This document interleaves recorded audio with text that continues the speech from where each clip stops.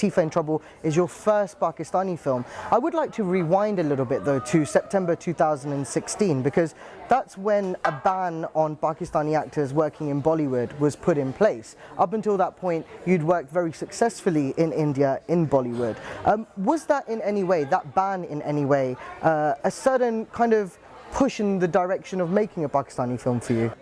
It certainly did help in a way that, if I were to speak for myself, I was planning this film for the last 5 years, and I would say that the kind of focus and the kind of energy and single-minded objective that it required for us to attain the results that we did, it, I think, sort of did help that I was only focusing on this film and did not have any other film to be working on. Why had you, before that point, not done a Pakistani film? Because the industry's revival was already underway. See, when I ventured out in Bollywood, that was 2008 with Tere Bin Laden, released in 2010, our industry wasn't really churning out films of that standard and quality which I, or many other people, felt that I could be a part of, not because they were any, I just felt that I didn't fit into that structure. And I also felt that the kind of film that I wanted to be in,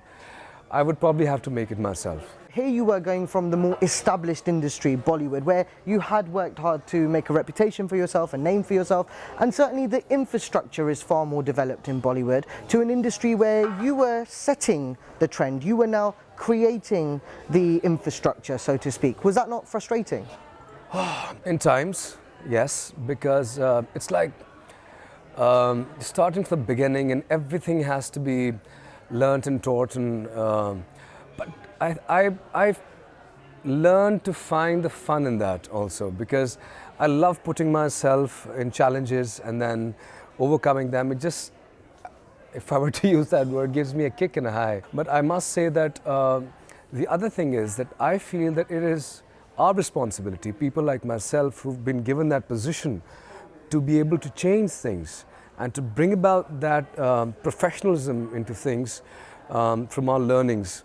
So I've tried to do that. I've tried to apply all my experience and knowledge of all these years and place it here, because we have to create our own industry, and people like myself, we all must do it together. When you see the trailer and you see the cinematography, you see the stunts, you see the songs, it has a very cinematic feel to it, which is what Pakistani films are being criticized about time and again, which is that they look too much like TV dramas, that they're not actually made to the scale that theatrical films need to deliver. Were you conscious of that? Very much conscious, because we felt that the scale that a feature film needs to have. See, people go to the cinema to get a cinematic experience, which we've tried to create with Teefa In Trouble. And that comes with that kind of scale, the picturization, and you have to spend for that.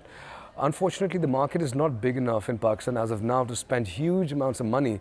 But then I was crazy. I've always been a little crazy when it comes to arts. And that dream and that goal that I'd set myself for could only be achieved if I took risks. You are promoting this film in the middle of a legal battle too. Your fellow singer Meesha Shafi has accused you of sexual harassment. You are suing her for defamation. What exactly happened there? See, people will find out in time. With time, everything comes out and the truth unveils itself.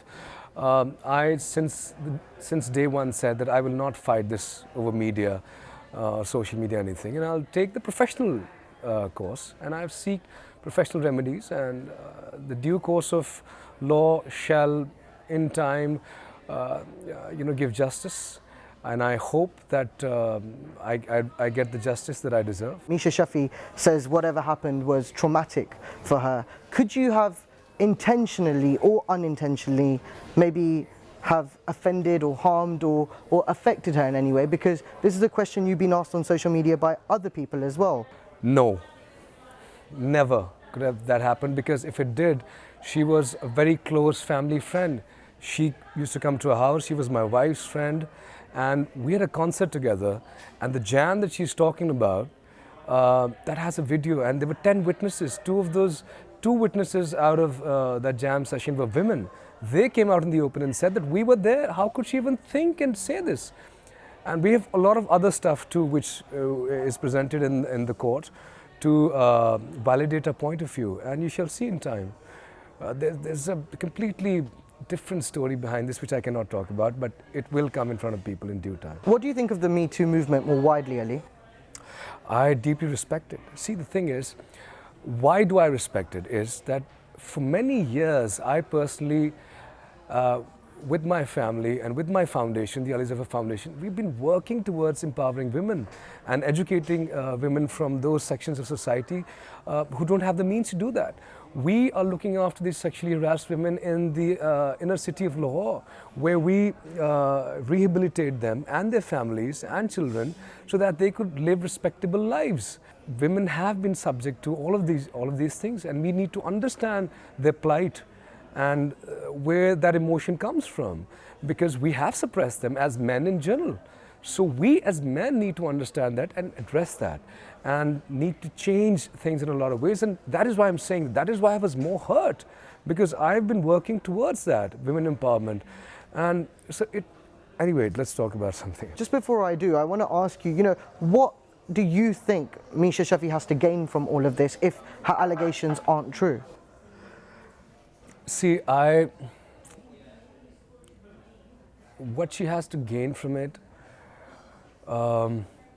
is something that I should not comment on, especially at this point. There are calls to boycott Teefa In Trouble because it's coincided with the timing of these allegations. Does that worry you at all? Does the financial risk of this film not performing worry you? I don't worry, because when you know that when you know things, when you're on the right side of history and you know the truth, you don't worry, because falsehood by its nature is bound to perish. That's what the Quran says.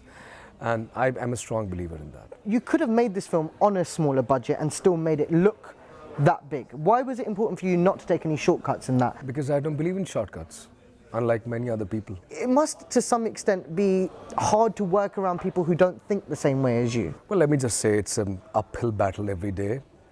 You come across challenges, and I aspire for greatness. And when you read about all the people who've become great in life, they've always faced all these challenges and battles and made their way through it. And that is how and why they become who they are, because they're perhaps, I'm not saying that I'm that person, but they're always thinking ahead of their time.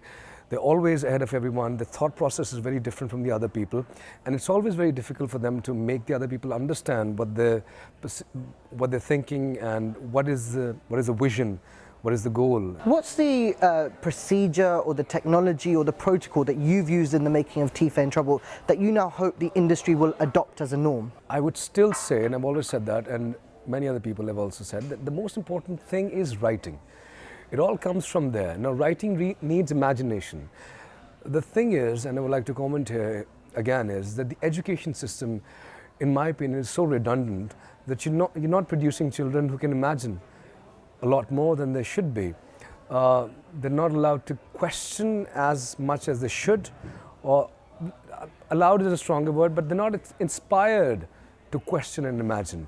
So we need to create individuals and kids and grown-ups who can question, imagine, and let their thoughts go beyond any boundaries. There is so much progression and development in Pakistani entertainment, be it films, TV, music, or even the comedy scene is budding at the moment in Pakistan. But there happens to be like 80% of people who are working towards or striving towards a better product, and then there's 20% who are in it for the money or the fame or the shortcuts. So how do we build a quality control system in Pakistan? I would like to address this on a larger scale. We've been programmed in a way and taught to think in terms of material gains, money and commerce. If you do this, you'll earn this much. For me, that's always been the wrong criteria. I don't blame the person. I blame the system that's made these minds think that they could acquire happiness or success by acquiring material things and those gains. And no, that's not how it works. Go for the respect, go for the bigger picture, go for the bigger vision. Everything else and everyone else will follow. Simultaneously, the TV industry is budding. You know, it's gained worldwide recognition. TV stars have far more respect in Pakistan than film stars do as well on an international level. Would you ever consider doing something on the small screen, a drama maybe? Maybe not a drama because TV, I mean, but maybe a series. Okay. Yeah. Okay. Like one of these really good Netflix series and all that. I'm working on something like that also. So, I mean, why not? Are you working on a Netflix one specifically? Not specifically, but I'm saying that like one of those series, and I'm working on a series also, and that's in the pipeline.